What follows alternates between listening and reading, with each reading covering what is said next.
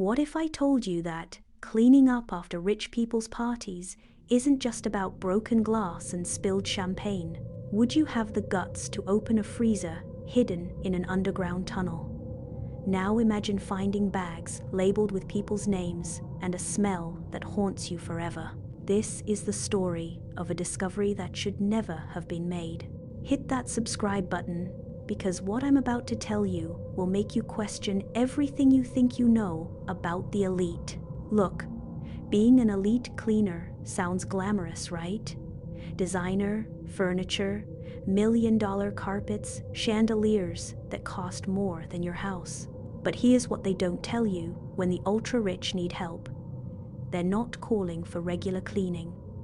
They need an evidence eraser. Someone to wash away their sins. I've seen things that would make your skin crawl.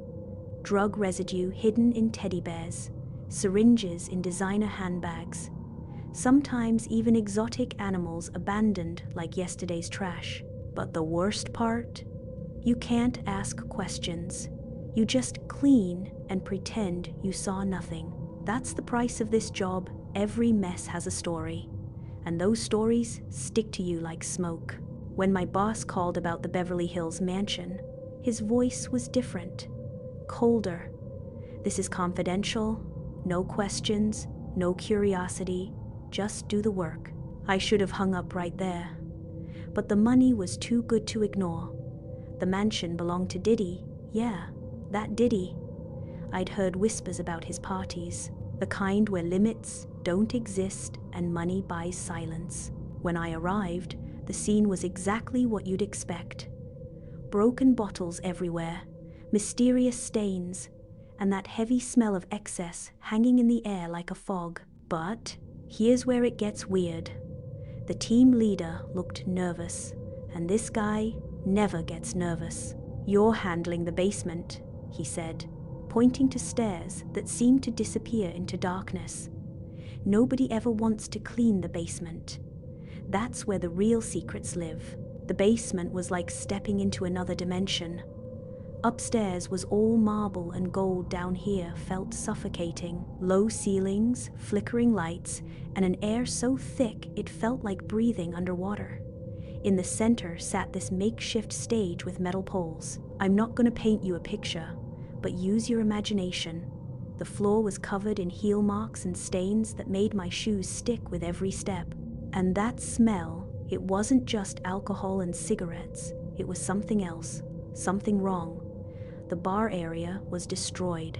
Half-empty bottles, white powder residue scattered like snow, and furniture that looked like a tornado hit it. But the silence was the worst part.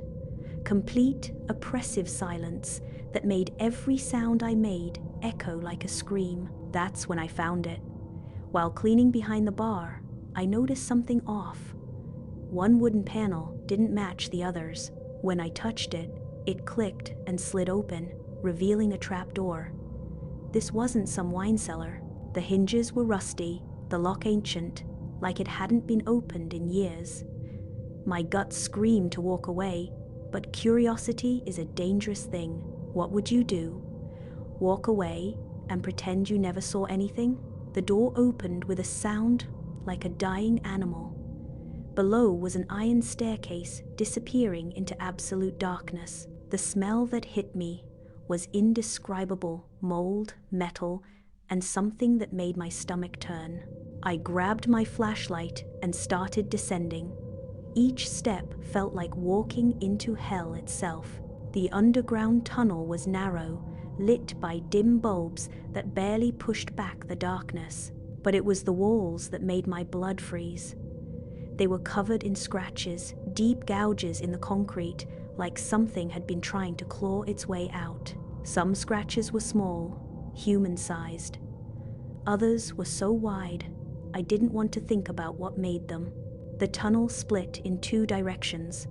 Left, complete darkness. Right, a metal door with a small window. The door was covered in dark stains that ran down like tears. The smell was unmistakable. Now, death. Pure, concentrated death. Behind that door was a small room with an industrial freezer in the center. But this wasn't storing ice cream. The freezer was covered in scratch marks from the inside out, like someone had been trapped and tried to claw their way free.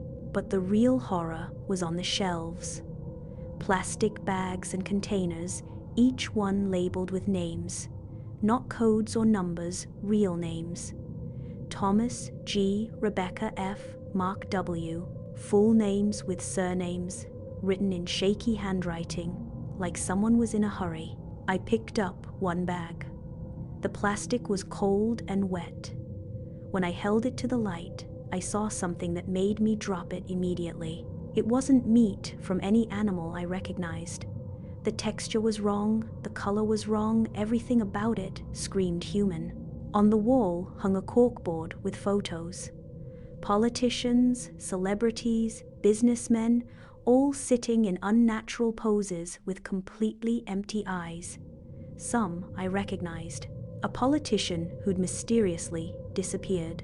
A celebrity whose overdose never made sense. Pinned to the corner was a yellowed note, invitation only.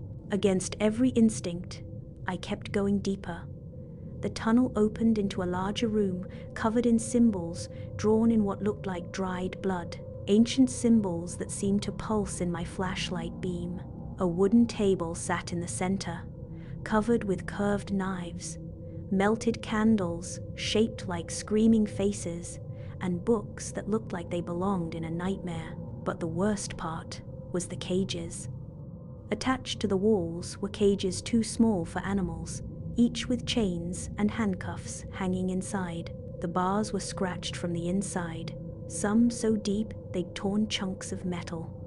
Small, dark puddles underneath each cage told a story I didn't want to understand. White robes hung from hooks, spotless except for the red stains on the hems.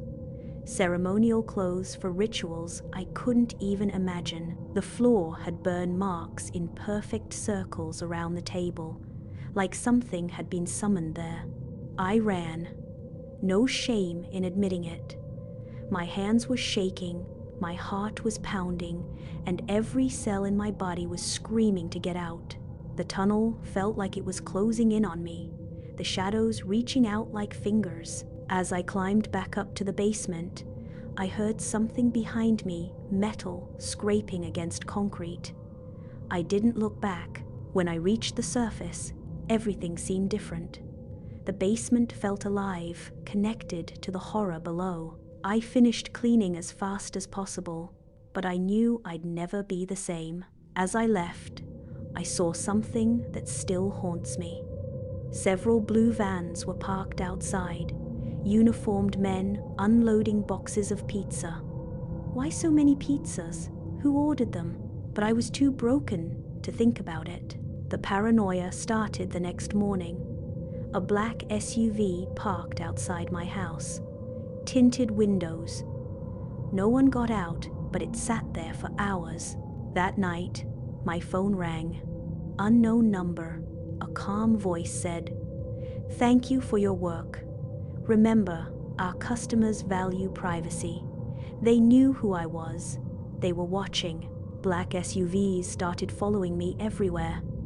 They never approached, never threatened, just watched. The message was clear: stay silent. I researched the names from the bags. Every single one was connected to dark scandals, unexplained disappearances, or suspicious deaths. People who got too close to something they shouldn't have seen. An envelope appeared on my door with a simple message: "Don't tell anyone." I abandoned everything. Changed my name, moved to a small town, tried to disappear. But they're still watching. Still waiting. What I saw wasn't just a crime scene. It was a window into something bigger. The ultra-elite don't just have money and power. They have secrets that would shatter everything you think you know about the world. Rituals that feed on silence. Ceremonies that consume lives. Those symbols on the walls weren't human. The empty eyes in those photos weren't just death, they were something else. Something that doesn't belong in our world. I'm still alive, which means they either think I'm not a threat or they're saving me for something worse. Why am I telling you this? Because the world needs to know. Behind the marble facades and golden gates, there are monsters that make your worst nightmares look like fairy tales. So I'll ask you the same question that keeps me awake at night. Do you really think the world is as simple as it seems? Or are there places where money and power create horrors that should never exist? If you want to know more about what the elite are hiding, subscribe to this channel, like this video if you dare, and share it before they find a way to silence this story too. Because what we don't know might be the most terrifying thing of all. The freezer is still down there. The names are still on those bags. And somewhere, in a mansion you'll never see, they're still watching, still waiting, still feeding sweet dreams.